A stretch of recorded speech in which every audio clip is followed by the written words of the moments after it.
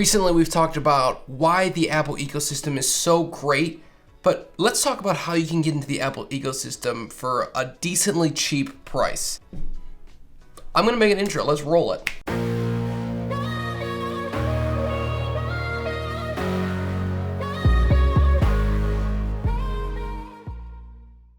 The Apple ecosystem obviously is a very important thing when you talk about Apple. More than the sum of its parts, yada yada yada, you've heard this all before. So how can you get into the Apple ecosystem for as cheap as possible? Well, there are a few different ways to do it, obviously. One of them is by stealing the merchandise from an Apple store. I don't suggest this, but if you were to get away with it, it would actually be the cheapest way to do it. The next would actually be to rob somebody of their smartphone and their Apple ecosystem devices. Again, this isn't something that I would actually suggest you doing, but if you are desperate, stealing is a great way to get stuff for free. All right, but seriously, how can you get into the Apple ecosystem for as cheap as possible? Well, when you talk about the Apple ecosystem, there are a few things that are really important when you discuss it, and it's basically the fact that the whole thing is built around a single product, the iPhone. Now, this isn't necessarily true when you start to get into the very expensive, more pro level computers. Like when you start talking about the iMac Pro and the Mac Pro and even some upper echelon iMacs, those might just be purchased for a company that is selling products or selling services that use those computers to build those things. So obviously the Apple ecosystem doesn't really pertain to people that are using it as a super pro heavy device. But for the average everyday consumer, the Apple ecosystem is brilliant, and it's built around the iPhone. And the iPhone is the device that you should really be the most careful when you pick it out, because you want to get the best priced performance, you want to get the best sort of value for the dollar that you're spending. And in my opinion, the best way to do that is to get this phone right here, and this is an iPhone 8 Plus. Now, obviously, people are gonna have different opinions about this, but for $350, I don't think there's a better iPhone that you can buy today that will give you the same type of features and functionality that the iPhone 8 Plus will. Obviously, you don't get Face Unlock and Face ID with the iPhone 8 Plus, but what you do get is you get two cameras in the back, so you get that little faux bokeh effect or whatever that you can take with the camera. But what you also get is you get a 1080p screen, which doesn't seem like a lot, but for an iPhone that actually is pretty good, and you get the bigger 5.5 inch display. And this is, when they sold it, was the upper echelon phone. And what that means is you get those upper echelon things. So the cameras in the back are stabilized, so if you shake around a little bit, they actually will move and it'll help stabilize a little bit better. And you just get overall better features when you spend a little bit more on the best version of the phone. Like when you turn this screen, the whole home screen turns. It's small things like that, but you do get it when you use the bigger version of the iPhone, whether it's the 8 Plus, 7 Plus, yada yada yada. So I think that the iPhone 8 Plus is the best value that you can get when you buy an iPhone in 2020. Now, obviously, there are other iPhones out there that you can buy for cheaper or more money, but I think that this is the best value, and value isn't indicative of price. It's based on how far each dollar goes. Now, the next most important thing, in my opinion, is AirPods.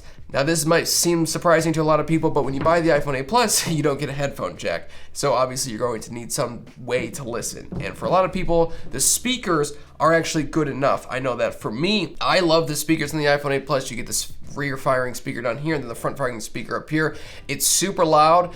When I consume content, I am not an audiophile. I just want it to be able to be heard. That's all I care about, as long as it doesn't sound too bad where it's hurting my ears. It just needs to be heard. So for me, the speakers on the phone are normally good enough, but when I go work out and when I go on my runs that I like to go on, you like having some type of audio in the headphone category. And I think that the AirPods are the best headphones ever made. Might be a little bit of a dramatic take on it, but for me, the AirPods give me everything that I need in a headphone. It's super convenient, it's light, they charge up really easily, and the whole experience is really, really well optimized. You just open up the case, put them into your ears, and then you're good to go. That's it. There's no fuddling around with anything in the software where you have to go to settings, then Bluetooth and connect them. They're just automatically connected.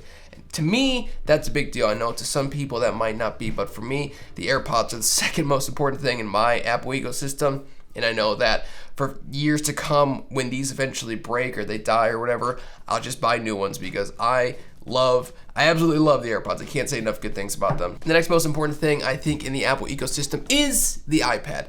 Now this is sort of something that you can decide if this is actually important to you, but if you're somebody who wants a bigger display that has sort of the Mac OS, iOS functionality where you can pay your taxes and go to desktop class sites, and you want a bigger screen than your iPhone, the iPad I think fits in there perfectly.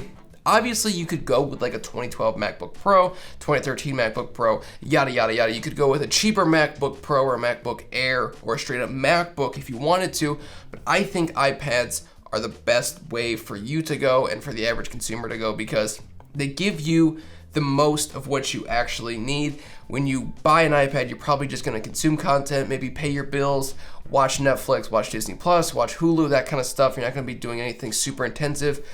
And you can't really do anything super intensive on an iPad because it's an iPad and all the apps have to run on an iPad. So when you buy something like LumaFusion, that app still runs whether it's on an iPad Pro 2019 version with a super powerful processor or the iPad that I would suggest you buying, which is the iPad 9.7 inch from 2018 for $249.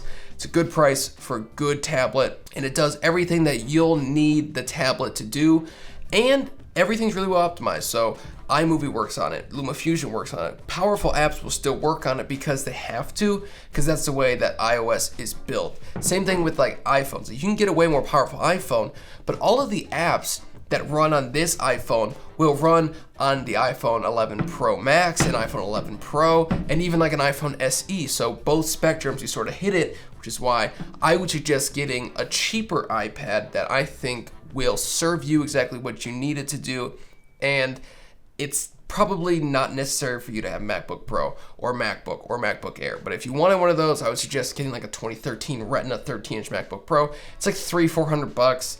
That's where I would suggest you put your money if you wanted a MacBook really badly. And finally, the last piece of the puzzle would be an Apple Watch. I don't think this is that necessary, but I have it and I don't really use it, so I would suggest if you are somebody who doesn't need to flex on all your haters on how much money you have, don't get an Apple Watch. I don't think it's necessary. I don't think there's any value added to your life with an Apple Watch. That's my opinion. I know a lot of people love their Apple Watches, but if you were to buy an Apple Watch, I would suggest getting a Series 3. It's not quite as nice looking and sharp looking as the Series 4 or Series 5, but it does still provide GPS support, so you can run with it and it'll track how far you go and you can still use AirPods with it and yada yada yada. So I would suggest getting an Apple Watch Series 3. It's like $200, so it's cheaper than a Series 4 or Series 5, and it still does pretty much the same thing. It doesn't have the heart rate monitor, it's not the Series 5s do, but it'll be fine. It'll be more than enough for you. So that's pretty much what I would suggest if you were to get into the Apple ecosystem for as cheap as possible with the best value. These are the items that I would buy. I would probably skip out on the Apple Watch, get an iPad, get an iPhone 8 Plus, and get the AirPods. But if you had a few extra bones to spend and you didn't want to spend just $700 and you could spend up to $1,000, or you were thinking more towards the future where you wanted to buy the iPhone today, buy the AirPods in a couple months, buy the iPad in a couple months, then I would suggest getting an iPhone XR. I think that's also really good value, but it's a little bit more money, but you still get all of the cool new functionality that Face ID and Face Unlock and all that stuff adds to your phone. And then I would still suggest getting the Series 1 AirPods or the Series 2 AirPods without the wireless charging case. I think you'll be fine. You're not gonna notice the extra features. They're not pretty much even there. I don't miss them. I don't need them. So personally, I don't think it's worth it, but if you do, I guess that's fine. I wouldn't go with it though. And then with the iPad, if you were to spend a little bit more, I would probably just lean towards like a 2017 12.9 inch iPad Pro. I think the bigger screen is more valuable than a more powerful iPad, in my opinion. Knowing what I know about my iPad, if I had a little bit bigger screen, I probably would prefer it, but I know that the iPad Pro 10.5 inch 2017 version is way overkill for anything I've ever done, and I've edited 4K videos on it, and it goes through it like butter. So that's where I would suggest you spend your money. Let me know what you guys think in the comment section down below. Is there something that I'm missing? I've tested out pretty much every product except for the HomePod in the Apple ecosystem, and I think that these are the most important things. These are what I've narrowed it down to. But is there something that you have to have, like a desktop Mac or a MacBook Pro or the HomePod, something like that, where it's desperately important to your life, and for what reason? I'd love to hear it in the comment section down below. Thank you again for watching.